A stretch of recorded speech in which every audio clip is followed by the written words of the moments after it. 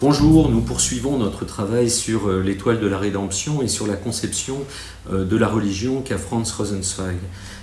Nous abordons maintenant la deuxième partie centrale de l'étoile dans laquelle il va exprimer le ternaire fondamental qui constitue sa propre réflexion, puisque dans le monde païen il y avait un ternaire qui était Dieu, le monde et l'homme. Nous allons et qui est en même temps montré comme un ternaire temporel. Ici, nous allons regarder une autre vision du temps avec la création qui apparaît comme l'origine fondamentale, la révélation comme le présent de l'amour divin et la rédemption comme l'avenir de toute action et l'avenir même du réel.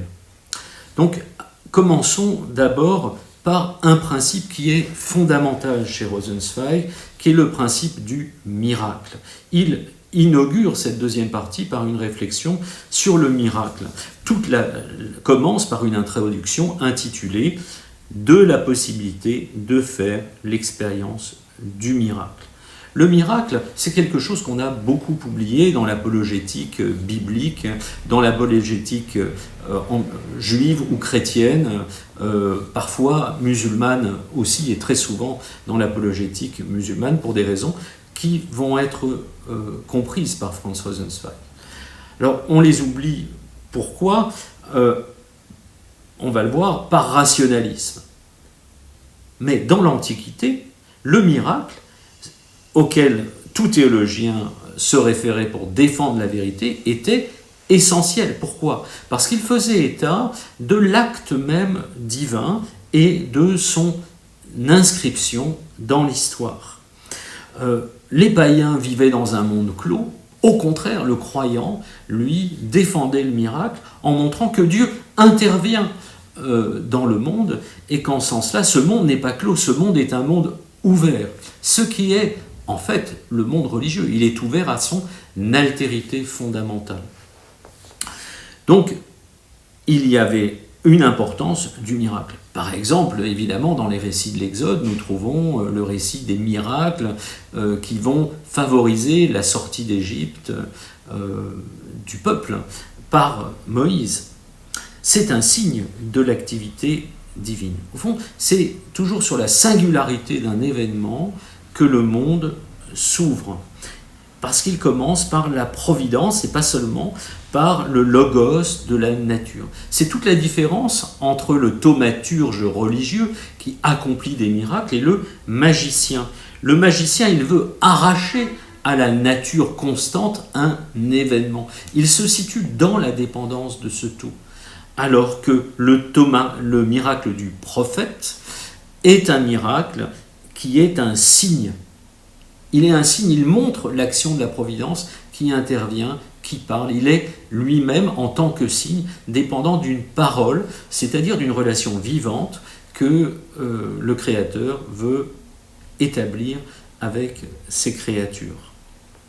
Donc l'événement, c'est la discontinuité en quelque sorte libre du temps. C'est une manière discontinue de concevoir le temps par l'intervention de la liberté divine, mais aussi, on pourrait le dire, par l'intervention de la liberté humaine. C'est tout à fait autre chose, et ça il faut le dire aujourd'hui, que l'événementiel.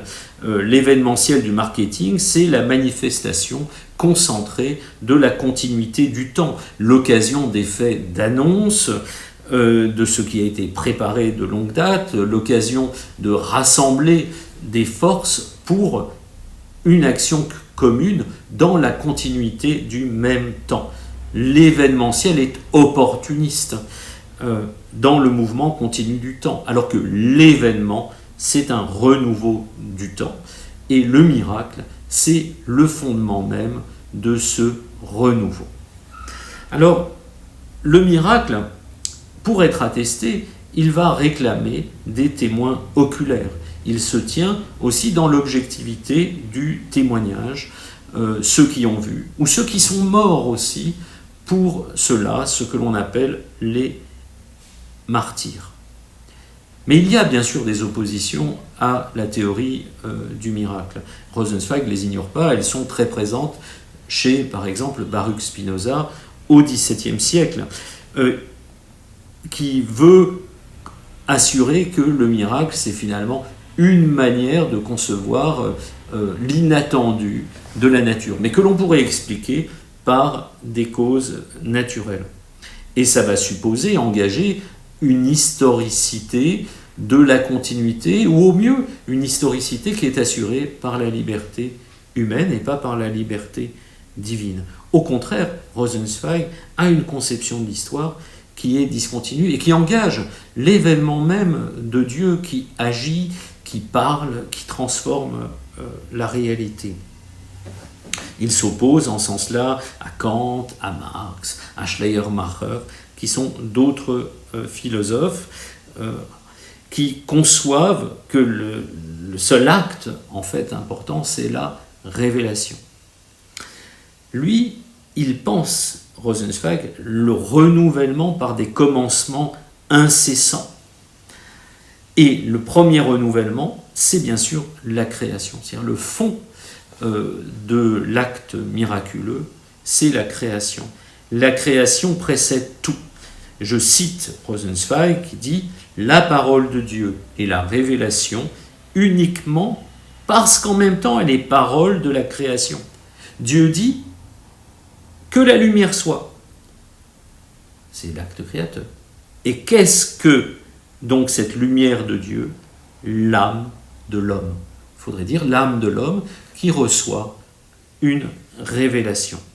Donc parce que la révélation renouvelle la création et la rédemption assure son avenir, la création en fait précède tout, elle est le commencement de tout miracle, mais en même temps elle est ce qui est le miracle par excellence.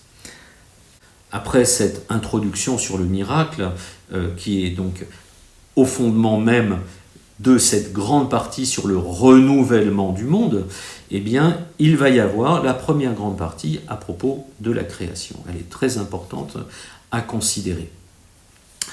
Dieu créa, dit Rosenzweig, voilà la nouveauté. Là se brise l'enveloppe du mystère. Tout ce que nous savions jusqu'à présent de Dieu n'était que savoir d'un Dieu caché, d'un Dieu qui se cachait lui-même ainsi que sa vie. Au contraire, le Dieu créateur est un commencement. Voilà le début de la réflexion. Le Dieu créateur est un commencement. Ça veut dire que Dieu inaugure par la création la manifestation même de sa liberté en se niant lui-même, en sortant de son fondement même. Et de ce point de vue-là, il va sortir de lui-même et se manifester. Il va choisir, dira Maïmonide, et que reprend Rosenzweig, il va choisir ses propres attributs, ceux par lesquels il se manifeste. De sorte que la création apparaît comme un attribut de Dieu pour Maïmonide. Rosenzweig ici manifeste une différence extrêmement forte entre la révélation biblique et la révélation coranique. Pour Maïmonide, la création est une révélation de l'essence divine et son premier attribut. Alors que pour l'islam, pour Mahomet, Dieu était tellement riche qu'il pouvait ne pas créer. La toute-puissance divine est une toute-puissance arbitraire. Il est tellement riche qu'il est, dit Rosenzweig, sans le moindre monde. De sorte que la création ne peut pas être pour lui un attribut, ne peut pas être la marque de sa divinité. C'est toute la différence avec les rabbins. Les rabbins, eux, pour eux, la question fondamentale est de savoir si Dieu crée par justice ou par amour, c'est-à-dire en rapport avec quel autre de ses attributs. Mais la création est elle-même un attribut de Dieu. Et à cause de ça, il va y avoir un lien entre la création et la révélation, parce que la création est manifestation de l'essence divine, de sorte que le monde se révèle comme créature et la providence comme renouvellement chaque matin de la création. Cela tient à l'altérité même du divin. C'est encore une différence avec l'islam qui insiste sur le destin plus que sur la providence. La providence, elle est révélation de Dieu, elle est communication que Dieu fait de soi, appel à une rencontre. Alors que dans la manière dont Rosenzweig lit l'islam, dont on verra plus tard qu'elle est une lecture peut-être un petit peu rapide, mais en tout cas c'est sa lecture dans l'Étoile de la Rédemption, il dit que pour l'islam, on exige d'Allah à tout instant qu'il crée une chose singulière, exactement comme s'il était lui-même l'universel. De sorte que chaque singularité procède arbitrairement à nouveau de cet universel et que chaque chose créée n'apparaît pas comme la révélation de l'amour divin et comme ce qui appelle l'amour. C'est tout au plus, on y reviendra dans la deuxième partie, c'est tout au plus un acte bon. Et là vont se révéler une structure langagière, deux structures langagières particulières qui sont celles de la création. Je vous avais dit que dans le rapport de l'autre et du tout, ce qui apparaissait, c'était toujours une dimension du langage. Et pas simplement une dimension des idées, justement. Pour Rosenzweig, alors que dans le prémonde, il y avait le oui et le non perpétuel, dans le monde renouvelé par la création, le oui devient bon et bien. C'est la raison pour laquelle, dit-il, en relisant le chapitre 1 de la Genèse, Dieu dit « et il vit que cela était bon ».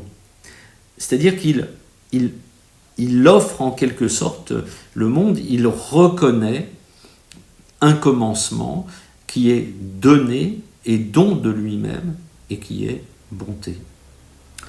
Deuxième considération sur le langage, c'est que alors que le prémonde obéit à une logique idéaliste, où les mots origines sont aussi des fonctions mathématiques, hein, on a A égale, etc. On a le et, on a des fonctions logiques, on pourrait dire. Ce qui apparaît clair dans le domaine de la création, c'est que le monde est avant tout parole. Il n'est pas idée, il est parole. C'est la différence avec Platon. C'est la différence entre un Platon et un Saint-Augustin. C'est la différence, bien sûr, entre un Platon et Rosenzweig. C'est ce qui fait d'ailleurs que la conception de l'art sera différente.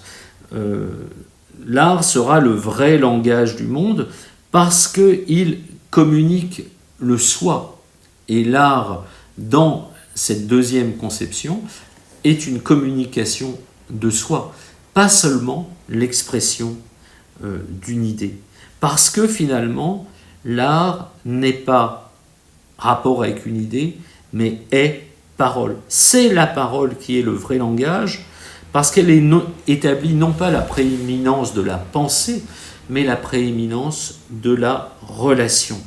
La parole, dit-il, de Dieu est toujours cette situation fondamentale qui a à voir avec la création.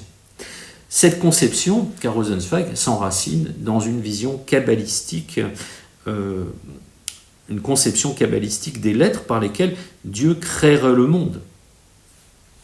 Parce que au commencement, il n'y aurait pas un ordre des idées, un logos, mais justement des lettres, une écriture, une parole, un commencement qui s'achève dans une dernière parole qui est « ceci était très bon.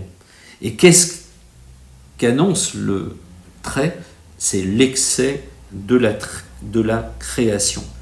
Et quel est cet excès? Selon les rabbins, il annonce la mort, qui annonce elle-même une révélation de la vie victorieuse de la mort et qui transcende la simple créature en repoussant la création dans le passé et qui va prophétiser dans le très bon l'accomplissement que nous regarderons dans la révélation et dans la rédemption.